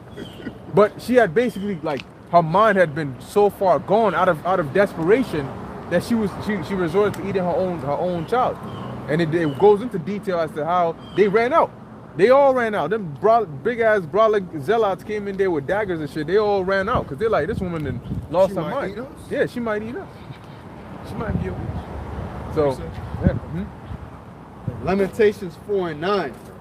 They that be slain with the sword are better than they that be slain with hunger. For these pine away, stricken through for want of the fruits of the field. Right, they that be slain with the sword are better than those that be slain with hunger. Because when the sword comes in, let's say you get shot or you die in battle, it might be drawn out for a little while. You might have a mortal wound and then die. Right. But ultimately, if you got to starve to death, that's a slow, agonizing, painful death. That's like the worst way to die, pretty much, because it's drawn out. Your body is eating itself from within. Right. The hunger in Africa, they show you how you got a whole big stomach because the gases is building up from eating everything within inside yourself. So they show. They got a big head too. Yeah, your head swell. That's a slow agonizing death. Yeah. There's a precept in the book of Lamentations, the 4th chapter, how it talks about how to die by the sword is they that. Yeah, that's what I just brought out. That's what you just brought out? I'll read it again. Oh, shoot, okay. Lamentation 4:9. They that be slain with the sword are better than they that be slain with hunger. For these pine away, stricken through for want of the fruits of the field. Pine away, exactly. And when you're pining away, like brother's going into your body starts to eat itself because you have fatty acids that get stored, and those are for reserves. So when you haven't eaten in a while, your body draws on those, it eats that, as a form of getting energy. But when you run out of the fats, then your body starts to eat your muscles, and then it starts to, go further and further. So your body, you start getting skinnier and skinnier. You see, like the bar said, they'll have a big head, and then you'll see their rib cage showing, and then their big stomach, but everywhere else is skinny and lanky. And eventually it gets to the point where you get so far that even if they fed you and gave you water, you wouldn't come back. You just die. Yeah, your body wouldn't be able to. It'll pass the point of no return, and you just die. Yeah. That's why, like, some kids, they might rescue them and they might even plug the IV and everything, but the children still die. They don't make it because at that point, your immune system is pretty much next to non-existent. So even a common cold, the slightest of a whiff of a disease could kill you. And that's usually how people die when they don't have food. Usually, sometimes it's not the hunger that kills them, it's their immune system gets so weak that any disease can put them to death. So Luke 21, right? Start at the top? No, let's start this one. Come on. This is the book of Luke, chapter 21, verse 5. It says, and as some spake of the temple, make sure I'm in the right one, all right. And as some spake of the temple, how it was adorned with goodly stones and gifts, he said, as for these things which ye behold, the days will come, and this was the Lord Yahushua speaking, the days will come in the which there shall not be left one stone upon another that shall not be thrown down. And when they asked him, saying, Master, but when shall these things be? And what sign will there be when these things shall come to pass? Now you see, they were asking questions like, what are the signs? What are we gonna see to know like when all these things that you're about to tell us gonna happen? This is what people in the churches should be asking. This is what people should be asking them churches, like, yo, what are the signs, Pastor? Like, we know at the end is coming, but how are we gonna see the end? But they're not telling you about that. They're just telling you about prosperity. You're gonna get that house, you're gonna get that car, don't you worry, you're gonna get the things that you want. But what good is a house, what good is a car when the end comes? You're not gonna take the house with you to heaven. You're not gonna take the house with you to, the car with you to heaven. And when I'm saying heaven, I'm meaning in their version of heaven, because their version of heaven is going up in the clouds and things like that. Because it seemed like for you people in the churches, you don't want to go to heaven. It seemed like your whole life existence is just about being here. It's not about going up and being with the Lord. It seems like you just want to live it up here, and it seems really like this is your heaven. Yep. That's right. Hey, I saw the pastor telling his congregation that they need to sow a tithe of $1,000 apiece. Yeah. One member has to come up. You saw that? The same dude who got robbed for his jewelry in Brooklyn, he's telling his congregation like other churches have the ability to come up with thousands for their church, and they pass the social job. The guy with the Gucci tuxedos on and all that stuff. Like, yo, these pastors is living their life. They built up their treasures in this world, and the Lord said, build up your treasures in heaven. Right. You know. But at the end of the day, you know what? The pastor's all right. It's the people that are stupid, because if you let a pastor swindle you like that, then can you blame him? He saw the opportunity. He said, damn, these niggas are dumber. No wonder they sheep. These people are dumber than a bag of rocks. You tell them, give me $1,000, they're going to come and give me $1,000. And they're not learning nothing. So people, you got a lot of people that become pastors as a profession for money. They don't do it because they want to. Ain't no way you're going to go to some theological cemetery to become teach the word of the Lord. The Most High he ain't dealing with theological cemeteries to give you the word. All right? The word of the Lord comes through the spirit of the Lord. Peter and John were unlearned men, and yet they had the spirit of the Lord. What degree did they have? You know, where did they learn under scribes and you know, grow up in the house of scrolls and all that? No. What you got it, bro? Yeah, hey, the scriptures say freely you have received, freely give. Right. So, you know, yeah, you should support the men of the Lord, but they're not the men of the Lord, church pastors. But ultimately, we're not supposed to sit here and say, nah, we're not breaking this down to you unless you give us $1,000. we need to see your W-2s. You know that a lot of this, especially in Brooklyn, they be doing this all over New York. That's crazy. But you need your W-2 form to go in that motherfucker and be a member. You need to actually bring your financials. What the hell? Yeah, because my aunt was in Star City in Brooklyn, and they built this big mega church. And my cousin checked it out because he knows the truth, and he was just seeing it out. And he found out that you actually have to have all your financial, like you have to give that to the church, and a lot of them do that shit. But if you're that simple, if that's not like, that's crazy, bringing a red flag to your mind and like, nah, this shit is off. You don't know the scriptures. They err not knowing the scriptures. They're led to the slaughter. That's right. You can't really, you blame the pastor, but it's really the people. At a certain point, it's like, what's that saying? Fool me once, shame on me. Fool me twice. Fool me once, shame on you. Fool me twice, shame on me. And y'all people getting fooled 1,000 times. So at that point, I don't know what to call you. That's it. Yeah, my mom sent me saying, apparently, they said that this guy Biden, Fauci, behind the scenes, he would be laughing at people for taking heed to his orders to wear masks and follow whatever he said. Basically like that. Look at these niggas. I tell them put a mask on. They put the shit on. This thing is so cold. That's what this guy was doing behind the scenes. So and you got people dying. They got 2-3 masks, a face shield, and a hoodie.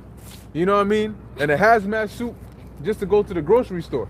They go to old Jake with a mask right now. No, look at that. Yeah, they masked up, prayed up. And Biden just said that the pandemic is over. You don't gotta do this, you don't gotta do that. But it's like a jealousy. Like we playing with y'all against what the CDC say and what I say. Like Trump The was sea saying, people. The sea people. Yeah, Trump was like, man, corona ain't nothing. Wow, let's use some code words. Throwing out the bombs. Oh, yeah, word, my bad. C-vid ain't nothing. But you know. Oh no, don't say that. I did that. My video got taken out. The Crown Vicky. The Crown Vicky. Crown Vic. Yeah, Crown Vic. I said that one? Say that. Get out of here. That's it. Yo, Can't say that. you can't say nothing nowadays. It's I'm family. my statement. Yeah, I remember there was a time when you could say damn near anything without having to be conscious of what you're saying. And this goes to show you how the famine of the word is coming. It's like how you have a tap and you open the tap all the way, and then you slowly start to close it, and the water slowly gets less and less till it just drops till nothing comes out. And that's what you're seeing. Now we got to speak in code, so you're getting less and less, you know, but it's the spirit of the Lord. Right now, I just bought a unit for my faucet because they saying New York water is tainted with something. I don't know. Yeah. But the unit, the device is where you hit a knob and you allow the regular water coming straight from the faucet to flow fully. But when you lift the lever down, in order for you to filtrate the water, it only comes in a little stream. So it's like we ain't dealing with the little stream. Everything is filtered with us when we say what we say.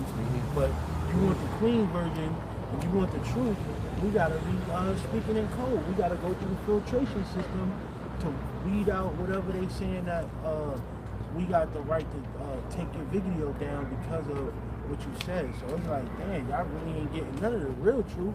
Yeah. And we refuse to sit down with us without the cameras running, you'll hear a lot more than what we really got to say. Right. So you wait longer to fill up like your bottles and stuff, Yeah, right? it take a whole like 30 seconds just to get a cup of water. Yeah. It's just that much of a small stream. Of Nah, send me that link. I'll talk to you after camp. Send me the link because I need some of that too. Yeah, me too. Attach it right to the tip of the nozzle when you hit the knob and the water come on, you throw it on there, and that's I got you. Yeah, you shall drink poison and live, but I ain't taking that risk. Nah, but yeah, let me get back in here for you. This is the book of Luke, chapter 21, verse 6. It says here, verse 5. No, verse 6. And as for these things which ye behold, the days will come, in the which there shall not be left one stone upon another that shall not be thrown down. And they asked him, saying, Master, but when shall these things be? And what sign will there be when these things shall come to pass? And he said, Take heed that ye be not deceived. For many shall come in my name, saying, I am anointed, and the time draweth near. Go ye not therefore after them. And you have that. Men in the churches and even men in Israel who are saying that they have the truth, but then they're still deceiving and leading the people astray the wrong way. They're saying that they're anointed, but they don't have the real spirit of Yahweh Shai upon them. As for you, I believe Elder Apostle Gabar did a video about like that. I said maybe more than a month ago, maybe 2 months ago, where he said it's up to you to discern between the right and wrong, for you to know who's the true prophet, who's the false prophet. Yep. I believe it's like maybe more than 2 months ago, if I'm not mistaken. Yep. Going on, it says here, verse 8, and he said, verse 9, but when ye shall hear of wars and commotions, be not terrified, for these things must first come to pass, but the end is not by and by. And that, what verse was it? 8, right? 9. No, right. And that's what you're hearing right now, hearing of wars and commotions. What you have the war over there with, between Russia and Ukraine. Putin's talking about he's not backing down. He's serious about nuclear war now. You're hearing about these things going on in the world, but what our people are just, and says, oh, I think I heard my mother say, oh, Putin's the bad guy. God gonna stop him? I mean, yeah, you're right. God is gonna stop him. We also gonna stop America as well. But why is it not all of a sudden Putin's the bad guy? Putin's just doing what he gotta do for his country. Because the thing was what? If I'm not mistaken, it was like, yo, the deal was, do not push any further with your whole NATO and the EU thing into my area. Right. Because he felt threatened that, oh, they're going to try and overtake us by getting Ukraine. And what he did was like, yo, I'm going to put a stop to this. I'm going to go to war with Ukraine so y'all can't do none of this. I remember the elder to Zion breaking this down like months ago, breaking it down, going all into it. But basically, Putin is just doing the right thing and look, defending his country. But now all of a sudden, because y'all listen to the media, now Putin's the bad guy. Putin's just evil. No, Putin's doing the right thing. He's a devil, but he is doing the right thing. He's defending his country. But now all of a sudden, everybody, God gonna stop Putin? Yeah, but Putin ain't the bad guy here. Gotta watch out, brother.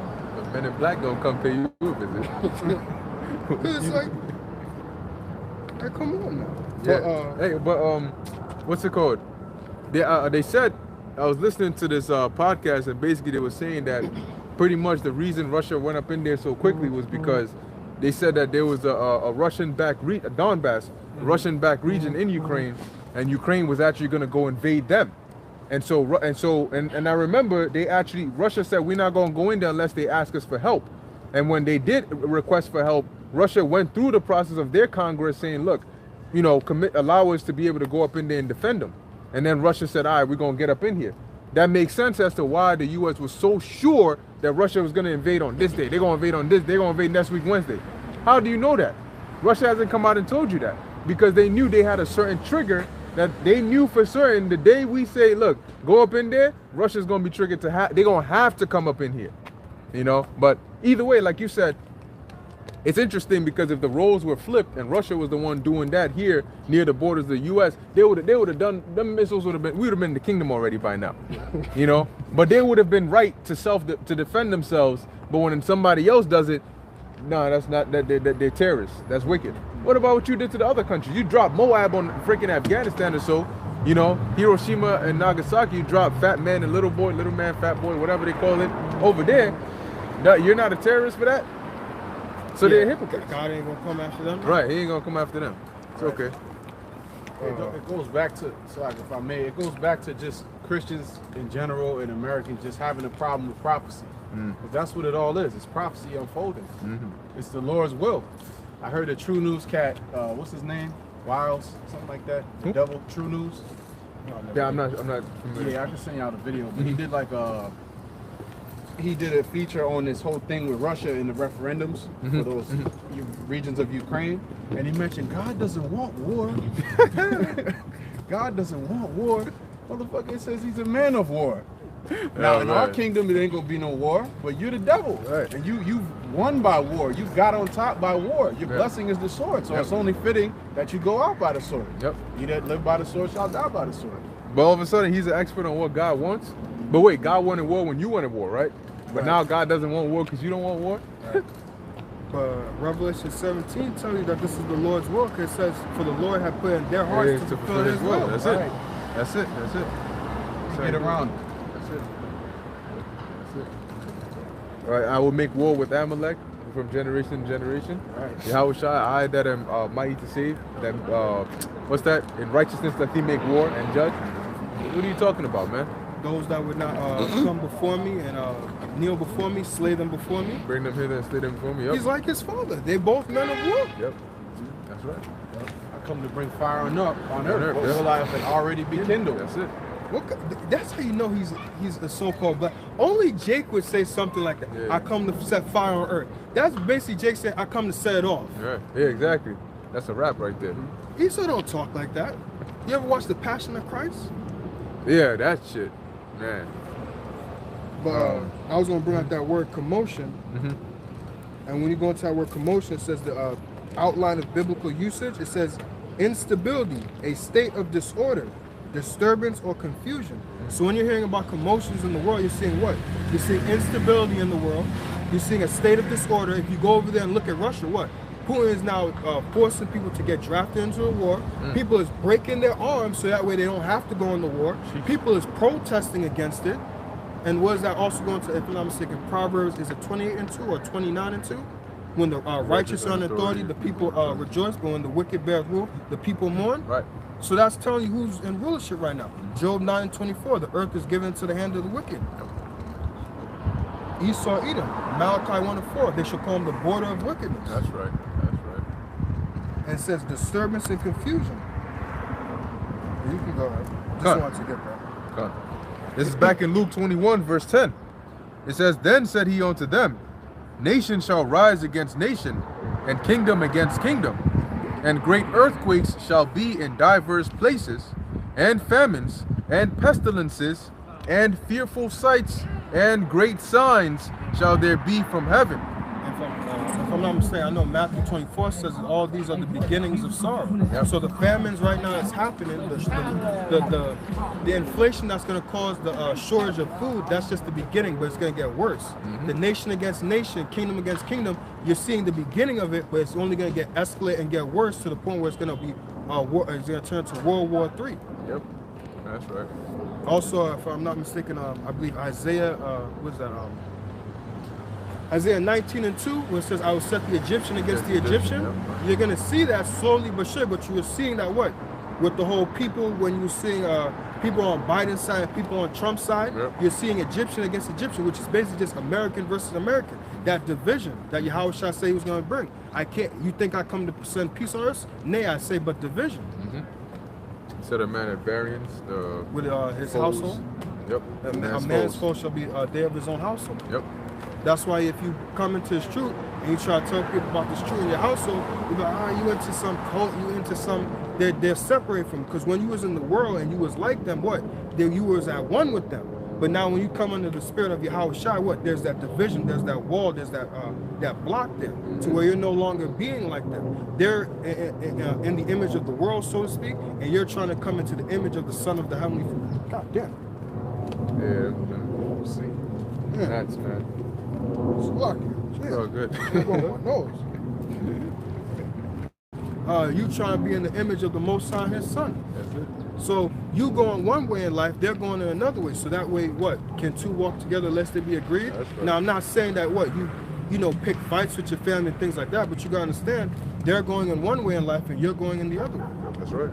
One's leading to, unless the Lord has mercy, one is leading to destruction, one is leading to salvation. That's how you do it.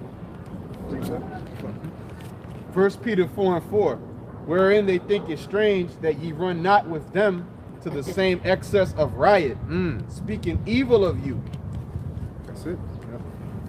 So just they speak evil. They'll sit there and say, "Oh, God." Sometimes when I used to fall asleep, I could hear my mother saying things and saying, "Oh yeah, I think he's in the cult. He's in some weird stuff.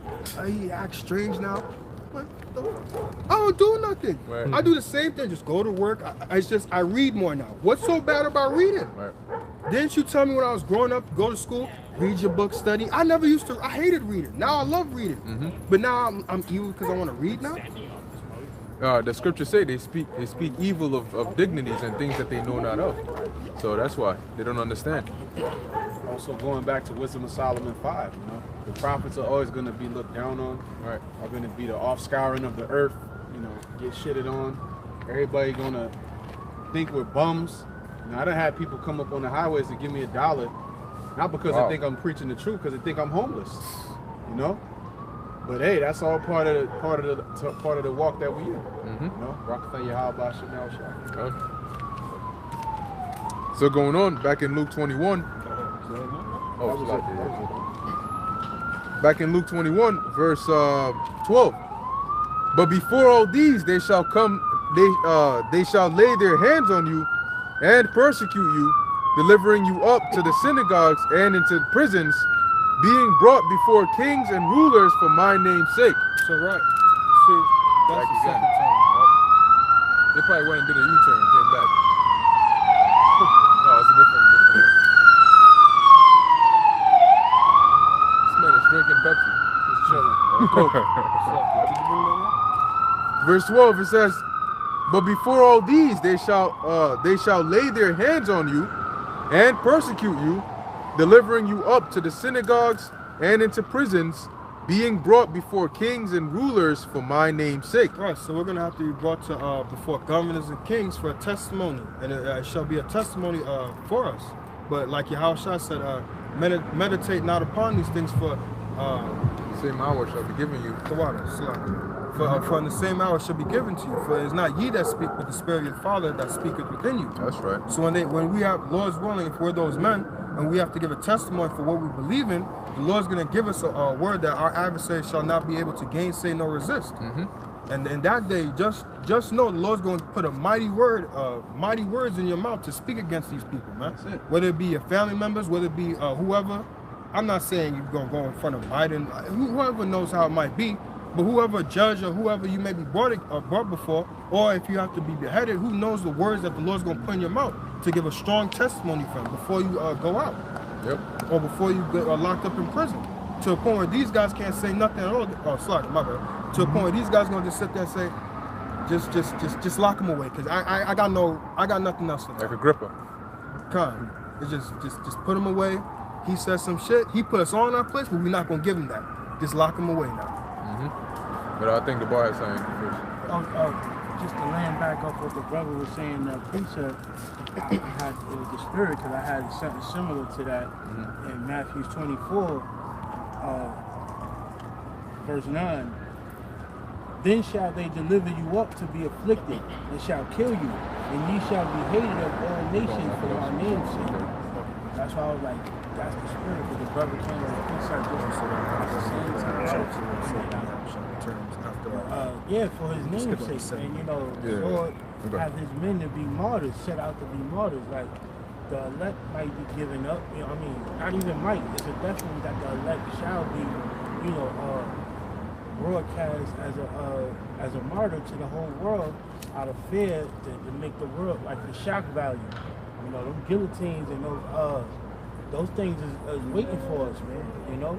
Lord willing, I'll be one of those men, because hey, we stand here as living sacrifices for a reason, But if I'm not mistaken, was it Yahushua or was it Paul that said, there'll be some of you here that shall not taste the death? So some of us may have to see that, but for the Lord's sake, they're gonna snatch us up off these corners or out of our houses,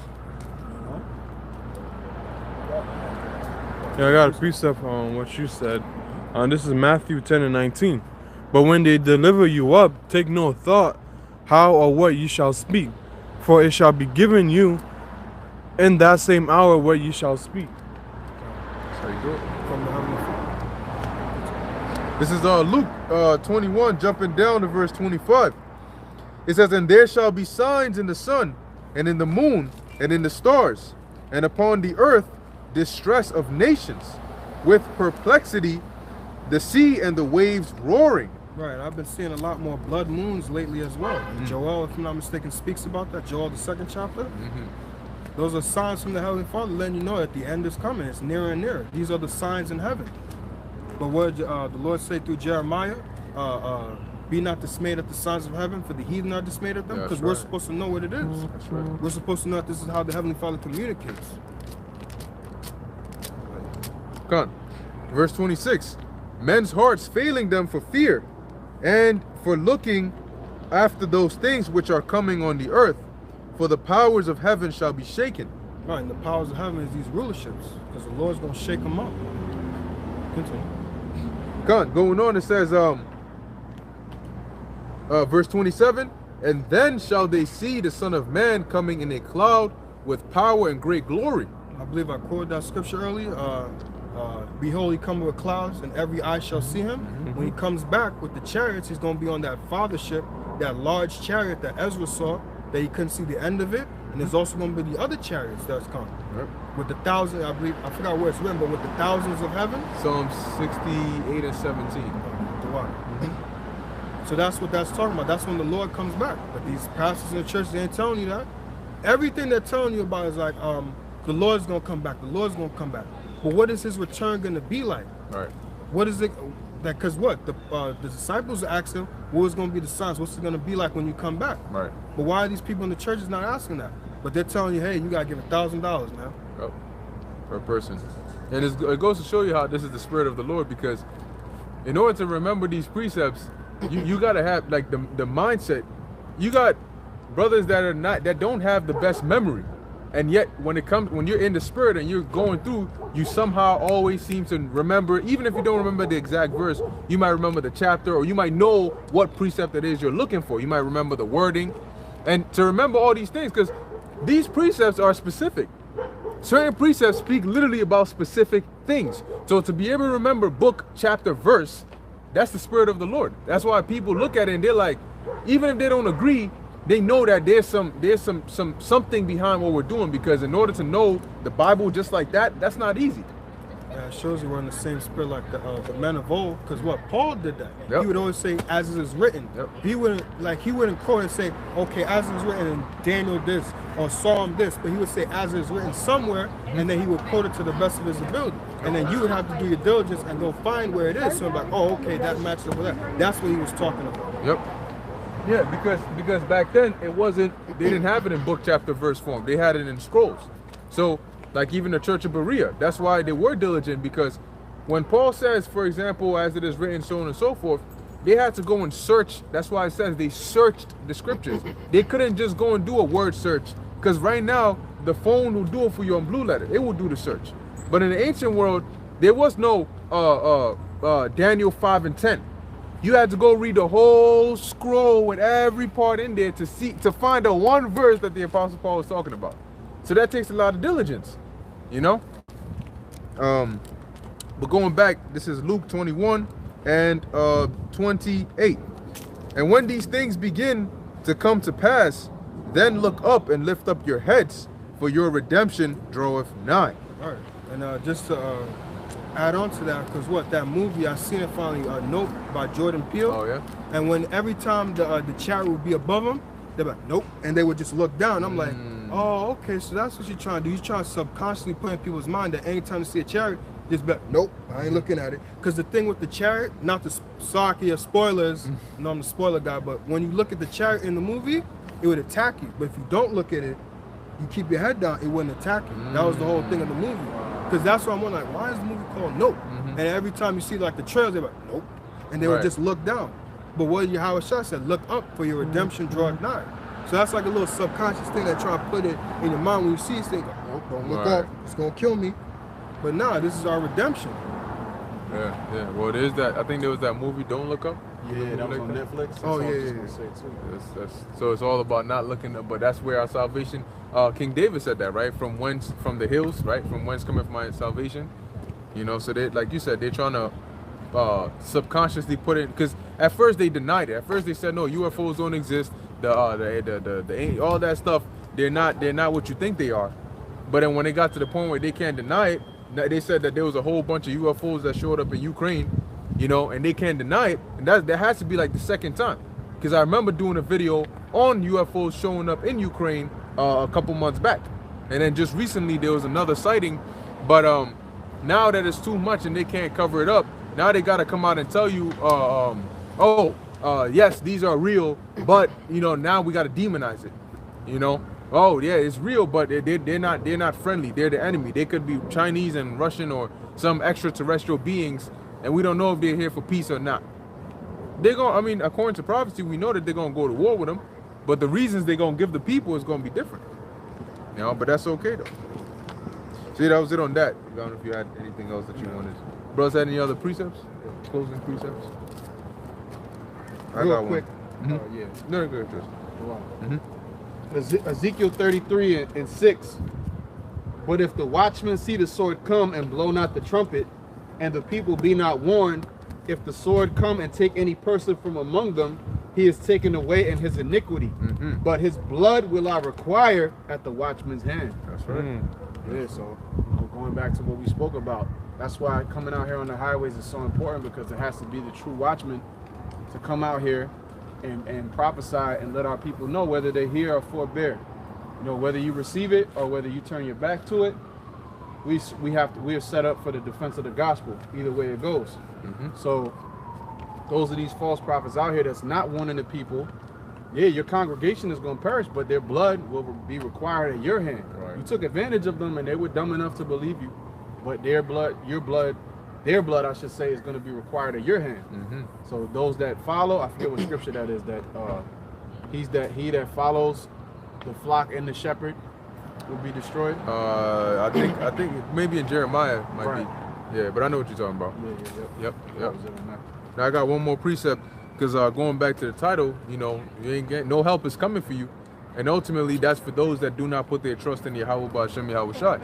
Okay, but for those that do put their trust in Yahweh Ba'Shem Yahushai, the Lord is going to deliver us. Lord willing, we be of that elect. So this is the book of 2nd Ezra, chapter 16, verse 70. For there shall be in every place and in the next cities a great insurrection upon those that fear the Lord, and they shall be like madmen, sparing none, because during the hour of martial law, when they enact and send these troops out, nobody's going to be exempt. They're going to lock everything down. It says, for they shall be like madmen, sparing none, because they're going to be under strict orders, and whatever you got to tell them is not what they dare to hear. But still spoiling and destroying those that fear the Lord. For they shall waste and take away their goods, like we were talking about. They're going to come in and confiscate your weapons, confiscate your food, confiscate maybe you. It says, and cast them out of their houses. Exactly, because they're going to be taking certain people up, rounding them up, sending them to different areas, labor camps, concentration camps. All of these things, they're not conspiracy theories. These are reality. It says here, for the, verse 73, then shall they be known who are my chosen. So how are they going to be known who are my chosen? If the chosen and everybody else get treated the same, how are you going to know who's chosen and who's not? So the Lord is going to need to set some difference between how the chosen are in that time and how everybody else is. And we know that everybody else is going to have a detrimental outcome. So if the chosen's outcome is going to be different, then it has to be one of deliverance. So it says, then shall they be known who are my chosen, and they shall be tried as the gold in the fire. Hear, O ye my beloved, saith the Lord, behold, the days of trouble are at hand, but I will deliver you from the same. But the same cannot be said for those that don't put their trust in Yahweh Ba'Shem Yahushai. Be ye not afraid, neither doubt, for the Most High is your guide, and the guide of them who keep my commandments and precepts. And a part of the commandments is to come out here and push the word, because the Lord did tell us to go to the highways and byways. Saith the Lord power, let not your sins weigh you down, and let not your iniquities lift up themselves. How was it on that? Oh, can I just bring up something? I'm gonna bring up that same one, but it's in this. Now the Elder Malcolm from the Chicago camp, he did a video on this Bible, and I bought it after watching it. It's a good Bible. Nice. Now I'm not too sure what translation this is, but I'm gonna just read that same thing, right? This is 2nd Ezra chapter 16. I'm gonna start at 70. It says, just so we know who the chosen are, right? It says, for in many places and in neighboring cities there shall be a great insurrection against those who fear the Lord. They shall be like madmen, sparing no one, but plundering and destroying those who continue to fear the Lord. For they shall destroy and plunder their goods and drive them out of their houses. Listen closely. It says, then the tested quality of my elect shall be manifest as gold that is tested by fire. Verse 74. Could you read verse 74? Back in 2nd Ezra chapter 16, verse 74, it says here, hear, O ye my beloved, saith the Lord. Now it says beloved. Listen to this. Verse 74. Hear my elect, says the Lord. Behold, the days of tribulation are at hand, but I will deliver you from them. Do not fear or doubt, for the Most High is your guide. You who keep my commandments and precepts, says the Lord God, do not let your sins pull you down or your iniquities prevail over you. I'm going to need to get you going to send me that link. Oh, definitely. But just so you know, it's the elect. And like Elder Malcolm always goes into when you read the Zondervans, that elect is talking about individual men. It's talking about specific men. It's not universal. That's right. So who's that elect? And I believe when you go into, I think it had at the bottom, because it has like precepts. I think it had, matter of fact, let me look it up. Slack. I think it had Zechariah 13 and 7. The third part through the fire.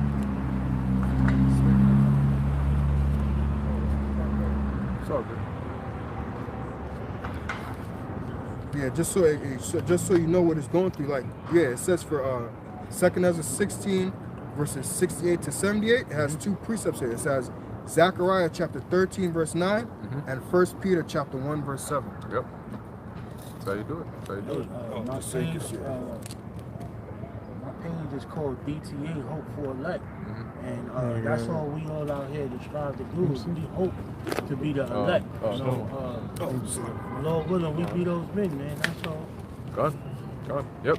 So anyway, with that, Lord willing, you were edified. Keep the faith. Stay in prayer.